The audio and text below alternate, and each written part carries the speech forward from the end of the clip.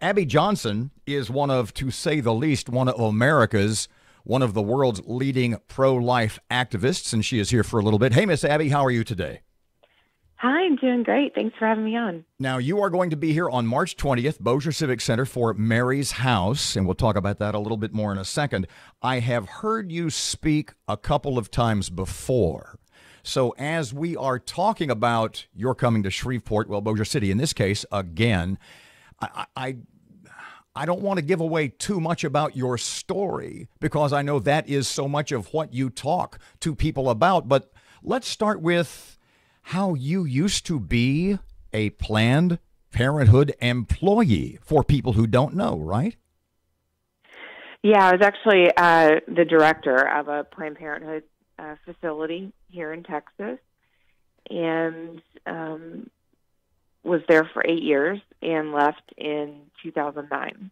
Like I said, without giving too much away, without giving too much of the Abby story away, how did that transition, how did that radical change in your outlook take place?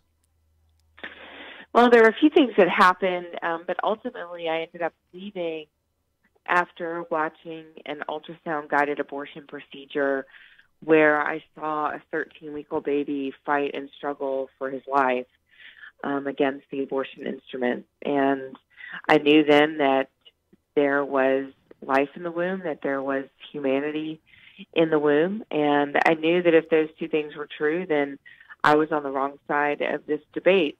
And so I left and have been speaking out against, the things that I saw inside of Planned Parenthood and the abortion industry, and have been doing everything I can to defend and fight for life.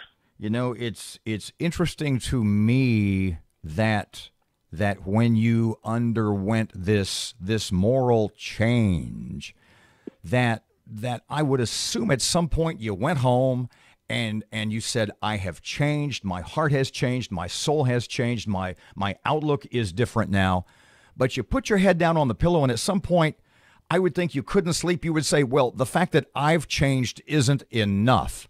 What was that like, where you said to yourself, I just can't stay home and change me. I have to tell people about this. I have to take this a step further. Well, I realized how many people had been hurt because of my actions and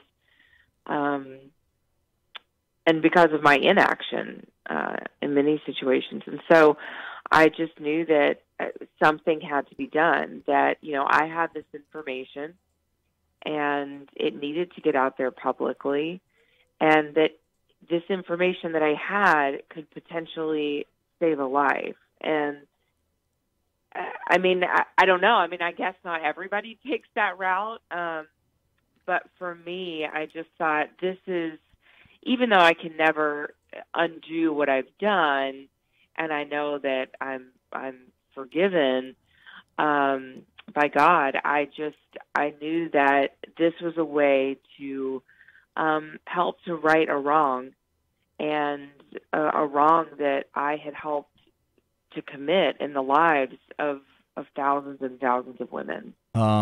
Speaking of inner strength, since the abortion, the pro-life, since this debate is so heated, not only across America, but around the world, I would imagine it takes a special kind of inner strength to deal with, I would think, the constant hate and threats, etc., that you get from the other side. What is the source? What is the source of that strength that you draw from?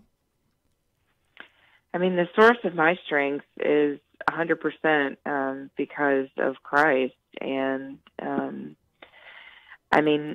that's the only way that I can manage to do what I do, to, move past the burden of what I've done. And, I have to live every day in the present and just in prayer that what I'm doing today is going to glorify God, even if what I've done is terrible and sinful.